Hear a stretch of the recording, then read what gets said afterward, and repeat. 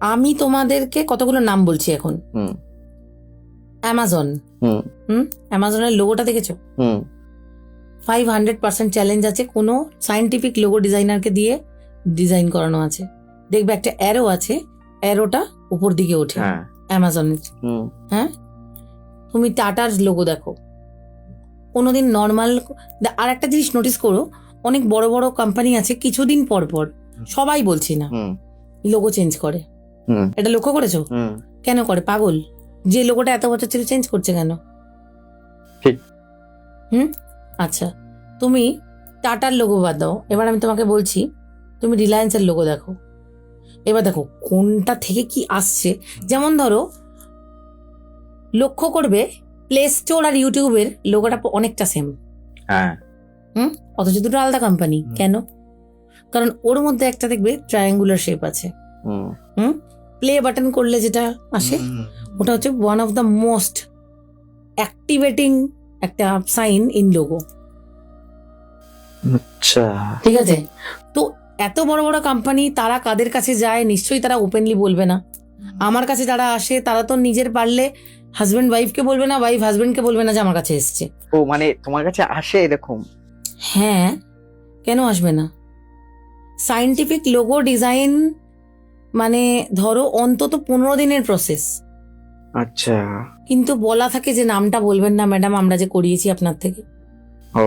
এটা হচ্ছে এই কসমেটিক সার্জারির মতো, সবাই করাচ্ছে কিন্তু কেউ বলছে না যে কোন ডাক্তারের কাছে যাই। ডাক্তার সেখানে গেলে ডাক্তারকেও সেই প্রাইভেসিটা মেনটেন করতে হচ্ছে যে আমার কাছে মাধুরী দীক্ষিত এসেছিল, আমি এটা শিল্পা শেট্টিকে বলবো না। কিন্তু শিল্পা শেট্টিও জানে মাধুরী দীক্ষিত করিয়েছে, মাধুরী দীক্ষিতও জানে শিল্পা শেট্টি করিয়েছে।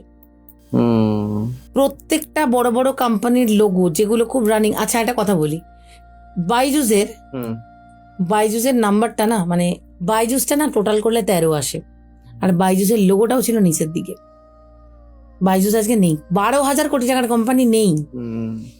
তো এরকম অনেক বড় বড় কোম্পানি আছে যেটা জাস্ট নেই, হঠাৎ করে নেই। এবং কোথা থেকে নেই? 8,000 কোটি টাকা থেকে নেই, 12,000 কোটি টাকা থেকে নেই, এরকম জায়গা থেকে নেই। আবার অনেকে আছে আস্তে আস্তে আস্তে আস্তে নিচু হতে হতে হতে হতে একটা খারাপ জায়গায় পৌঁছেছে। তো এই মানুষগুলোই ধরো ওই সময় একটু বুকে পাথর রেখে একটু খরচ করে যদি ওই সময় এই জিনিসগুলোর একটু চেঞ্জ করে নিত। আমেরিকার একটা কোম্পানি আছে লেগো, আচ্ছা, 20-25 বার লোগো চেঞ্জ করেছে। লেগো 20-25 বার লোগো চেঞ্জ করেছে। যতবার যতজন সিইও চেঞ্জ হয়েছে ততবার তার যেটাকে মনে হয়েছে ঠিক নয় সে তার সায়েন্টিফিক ডিজাইনার দিয়ে চেঞ্জ করিয়েছে। হ্যাঁ, এবং এখনো আমি বলছি অনেক কলকাতার বেশ কিছু বড় বড় কোম্পানির লোগো আমি করেছি। আচ্ছা, but we are not allowed to take the name. এটা করার সময় বলে দেয়, এটা একটা প্রাইভেসি মেনটেন করা। কিন্তু ধরো কেউ ছোট বুটিক চালাচ্ছে, তার পক্ষে তো অত টাকা খরচা করে লোগো বানানো সম্ভব না। সে অ্যাটলিস্ট তার বিজনেস নেমটাকে ঠিক করুক। সেটা তো আর লাখ লাখ টাকা খরচা হচ্ছে না। আমি লোগো বানাতেও লাখ লাখ টাকা নিচ্ছি না, আমি সেটা বলছি না, আমি জাস্ট কথার কথা বলছি। ধরো সে একটা ছোট বুটিক চালাচ্ছে বা কেউ একটা ছোট দোকান চালাচ্ছে, একটা ছোট সোলো বিজনেস, তার তো বিজনেস নেমটা ঠিক করা উচিত অ্যাটলিস্ট।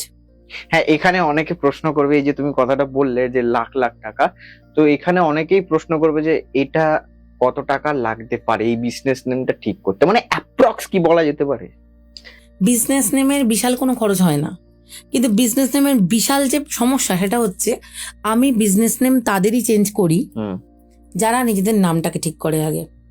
আচ্ছা, যারা বলবে যে না আমি নিজের নাম করবো না, আমাকে শুধু বিজনেসটা করে দিন, আমি তাদের টাকাই নিই না, আমি করবো না, মানে কাজ হবে না।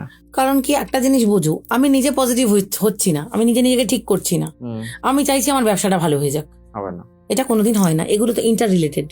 সেইখান থেকে দাঁড়িয়ে যদি কোনো মানুষ নিজেরটা আগে, সে পয়সা নেই তার কাছে, সে আগে নিজেরটাই করুক। নিজের পজিটিভিটিটা বাড়লে, নিজের যখন জিনিসটা ভালো হতে শুরু করবে, অটোমেটিক সে আসবে বিজনেসটা ঠিক করাতে। ভাই আমি তোমাকে এত বড় একটা কথা বলি, একটা বিজনেস নেম ঠিক করে দেওয়ার পর একটা 14-15 লাখ টাকা টার্নওভারের কোম্পানি যদি, বেশি বলছি না, 35-40 লাখ টাকায় পৌঁছে যায়, তাহলে তার যদি 10-12 হাজার টাকা খরচা হয়, সে কি ধনে প্রাণে মারা যাবে? এটা তো কোনো এরকম রকেটের মতো পয়সা খরচা হচ্ছে না যে একদম আমি সেই 2 লাখ টাকা খরচা হলো বিজনেস নেম কারেকশন করতে।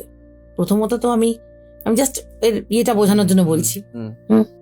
আর একটা নেম কারেকশনটা প্রচন্ড ইম্পর্টেন্ট। যদি তুমি শুধু বিজনেস নেমটা করে দাও সেটা কখনোই সম্ভব না, এফেক্টিভ নয়, কোনো দিনই সেই এফেক্ট পাবে না। আচ্ছা। একটা কোম্পানিতে 200 এমপ্লয়ি কাজ করে, তো 200 জনের নাম কারেকশন করে তো আর কোম্পানির নাম কারেকশন হয় না। না।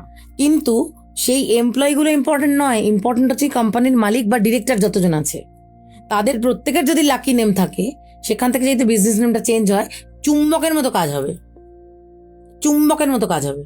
আচ্ছা, এইটা কতদিন লাগতে পারে? পার্সোনাল নেমে 5-6 মাস মানে এফেক্ট এফেক্ট। ভাই আমি বলছি, আমি 2 মাসেও কাজ হতে দেখেছি।